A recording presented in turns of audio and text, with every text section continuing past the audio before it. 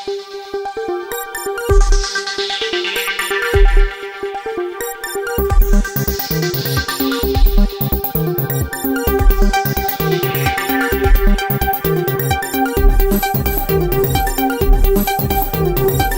गर्ग भोपाल। मध्य प्रदेश की राजधानी भोपाल में मुख्यमंत्री डॉक्टर मोहन यादव की अध्यक्षता में आज मंत्रालय वल्लभ भवन में कैबिनेट की बैठक संपन्न हुई।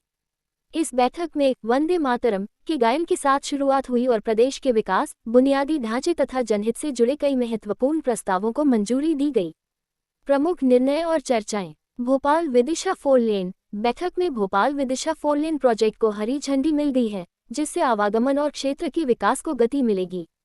कृषि कल्याण वर्ष। इस वर्ष किसानों के कल्याण और कृषि क्षेत्र के विकास पर विशेष फोकस रखा गया है।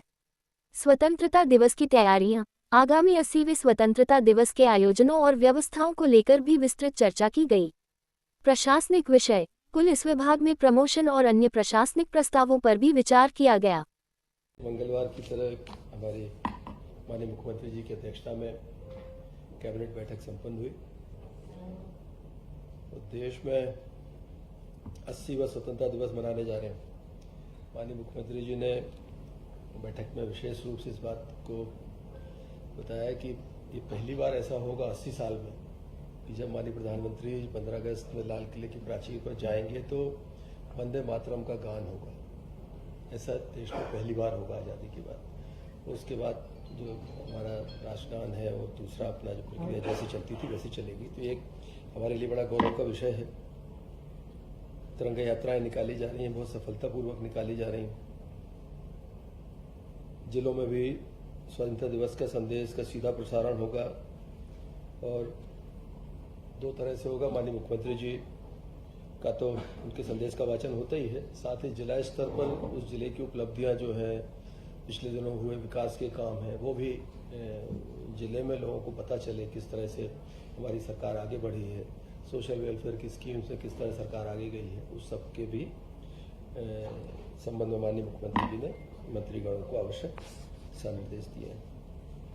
जन विश्वास अभियान को लेकर भी चर्चा हुई है। जन विश्वास अभियान के पहले सप्ताह की बड़े अच्छे रिजल्ट्स आए हैं। उसमें पूरे मध्य प्रदेश के अंदर चाहे अधिकारी हो या मध्य प्रदेश में जन अभियान, हमारा जो जन विश्वास अभियान है, इसके शुक्रवार के दिन की जो रिपोर्टिंग है पूरे प्रदेश में, चाहे शासकीय स्तर अधिकारियों की हो या राजनेताओं की हो, बहुत ही बढ़िया इसके परिणाम निकल के आ रहे हैं। मुझे लगता है कि आगामी समयों में जो स्थानीय स्तर की छोटी छोटी समस्याएं रहती हैं उनके निराकरण के लिए और सरकार से सीधे संवाद के लिए एक बड़ी महत्वपूर्ण हमारी ये एक माननीय मुख्यमंत्री जी के मार्गदर्शन में एक कोशिश है सरकार की।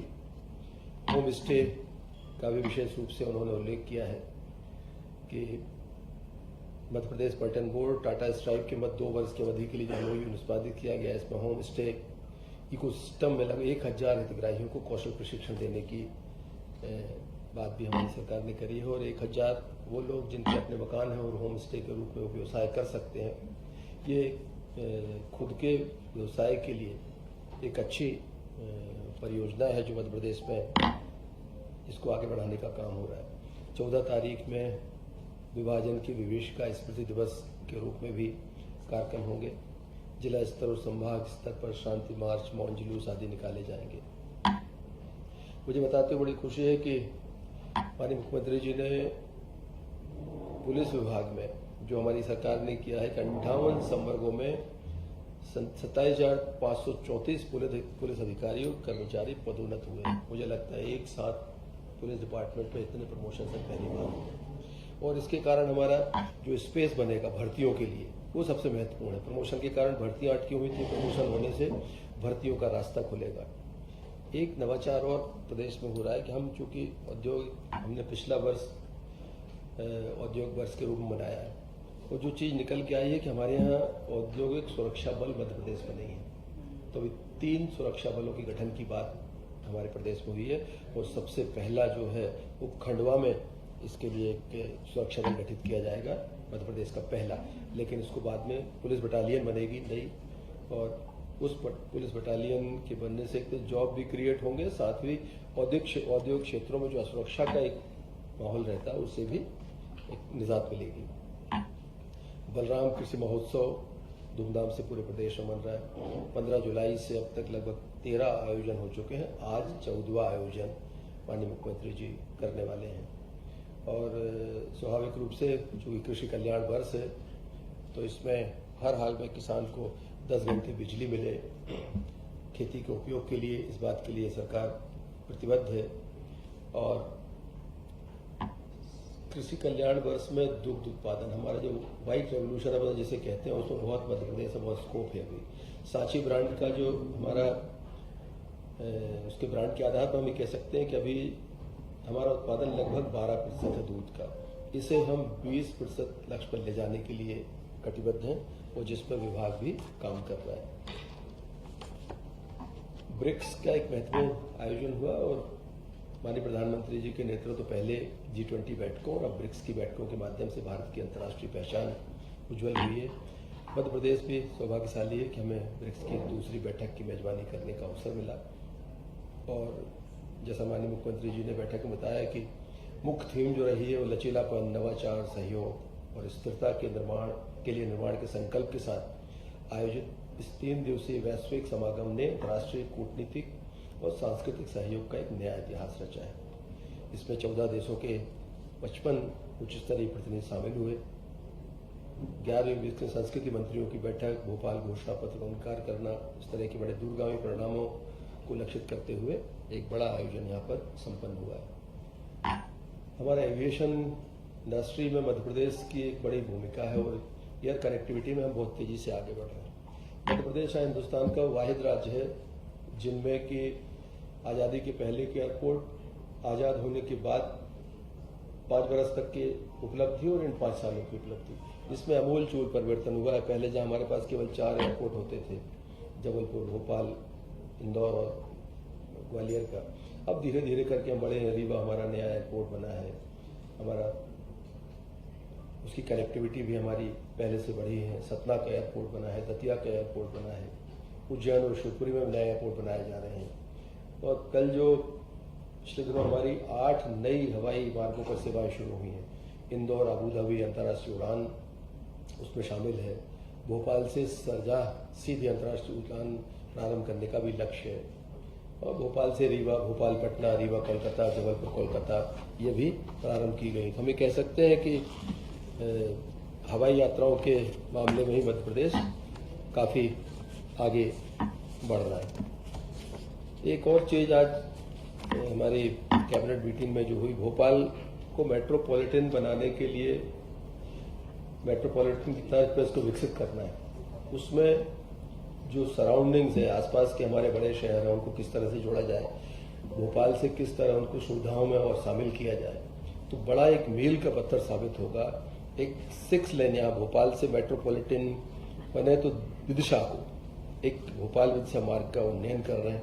2 लेन से 4 लेन करेंगे, इसको पेवर शोल्डर निर्माण किए जाएंगे और ये लगभग पहले इसको 1467.42 करोड़ की लागत स्वीकृत की गई थी, लेकिन बाद में इसको पुनरीक्षित किया गया तो 1617.70 करोड़ की राशि इसमें जारी की गई थी। और ग्रामीण क्षेत्र में किसी भूमि के लिए जारी नवीन मल्टीप्लिकेशन फैक्टर की लागत में 140 करोड़ की और वृद्धि हुई है। तो आज हम कह सकते हैं कि लगभग 1757 करोड़ की ये इस परियोजना को स्वीकृति मिली है। और ये इस परियोजना हेतु जो कंसेशन हमारा अवधि है वो 17 वर्ष की रहेगी।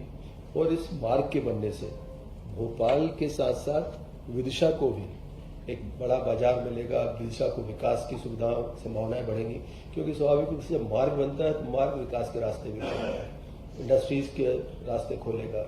आपके होटल इंडस्ट्री है, वेयर हाउसिंग है, लॉजिस्टिक्स है, सारी चीज़ों का एक तरह से उनको लाभ मिलने वाला है। एक चीज़ और, भोपाल शहर के हिसाब से हमारा बाईपास जो भोपाल बाईपास 4 लेन BOT टोल वाली परियोजना का जो था, उसमें पिछले 2 वर्षों में 145.87 करोड़ रुपए टोल एकत्रित किया गया। और ये लगभग 77 करोड़ रुपए प्रतिवर्ष के हिसाब से ये टोल वसूला जाता है। इसका उपयोग मार्गों के उन्नयन, रखरखाव और राज्य बजट पर निर्भरता न रहे, इसके लिए इसका उपयोग करते हैं। तो आज कैबिनेट ने इस टोल संग्रहण की अनुमति अभी दी है 19/7/26 से इसको 31/12/31 तक 5 वर्ष के लिए लोक निर्माण विभाग को अधिकृत किया है इसको टोल बढ़ाने के लिए। इस पैसे से मतलब हमारी जो दूसरी परियोजनाएं हैं और मार्गों के उन्नयन और नए निर्माण में भी इसका उपयोग होता है। और बाईपास भी हमारा जो भोपाल बाईपास है ये अप टू डेट रहे, मोटरेबल रहे और लोगों को बाहर से यातायात करने के लिए सुविधा युक्त रहे, इस बात की चिंता भी सरकार लेती है। एक चीज और विशेष रूप से आज हुई, Indian council of agriculture research Bharat सरकार के अंतर्गत जो गठित उपक्रम है नेशनल सोयाबीन रिसर्च इंस्टीट्यूट, इसको हमने भूमि आवंटित करने का काम किया है।